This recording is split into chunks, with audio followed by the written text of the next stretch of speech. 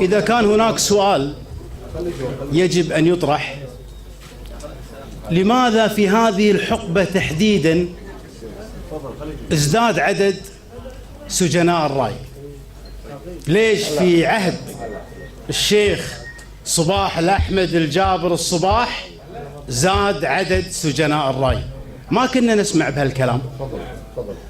في عهد الشيخ جابر وفي عهد الشيخ عبد الله السالم وبعد صباح السالم ما كان عندنا سجناء راي. هذا سؤال نطرحه ونتمنى نلقى إجابة له. والسؤال الآخر: ليش معظم مشاكلنا السياسية مرتبطة في الأمير؟ هذا سؤال يحتاج إلى إجابة. معظم مشاكلنا في الكويت السياسية في الفترة الأخيرة مرتبطة بالأمير. أول أمر انشقاق الشارع الكويتي ما بين مشارك ومقاطع بعد مرسوم أميري. ثاني أمر قضايا المعتقلين، قضايا الذات الأميرية. يعني أنا أستغرب أن الدستور يضع، ما بقول تأليه ولكن تقديس، واستخدم في غير موضعه. قضية أنك أنت الآن تحاول أن تفسر كلام المغردين، كانوا ينوون كذا وينوون كذا عشان تسجن الناس. هذه يا سمو الأمير راح تسجل بتاريخك.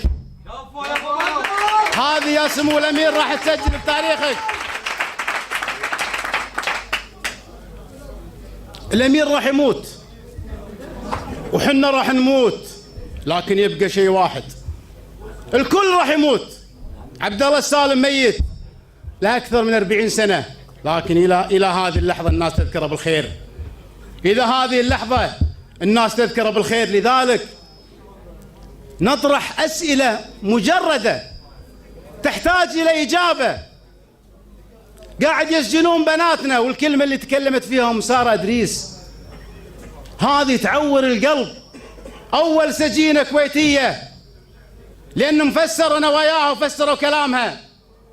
يا سمو الأمير، الرسول صلى الله عليه وسلم أشرف منك وأرفع منك. الرسول صلى الله عليه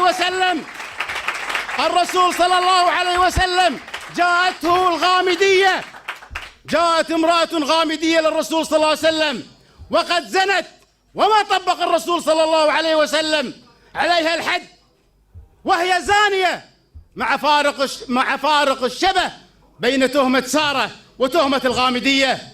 وسأل الصحابة الرسول صلى الله عليه وسلم: لماذا لم تطبق الحد على الغامدية؟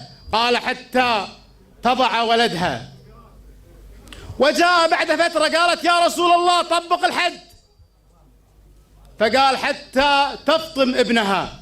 فكان متساهل، وهذا في حد من حدود الله، ولكنه مع امرأة. يا سمو الأمير، نعم ننزعج لأن سارة تحديدا امرأة. يا سمو الأمير، نعم ننزعج لأن فريحة الأحمد الجابر أختك تهجمت على الشعب الكويتي وضربت شريحة كبيرة من أبناء المجتمع الكويتي. يا سمو الأمير، فريحة الأحمد رفع عليها قضية، وهذه امرأة وتلك امرأة، وتم حفظ قضية فريحة الأحمد في النيابة. وأنا أقول للسلطة القضائية، ترى الدستور يقول فيه السلطات ثلاث: السلطة التنفيذية والتشريعية والقضائية. يعني أنتم يا السلطة القضائية سلطة مستقلة لا تتبعون أحد.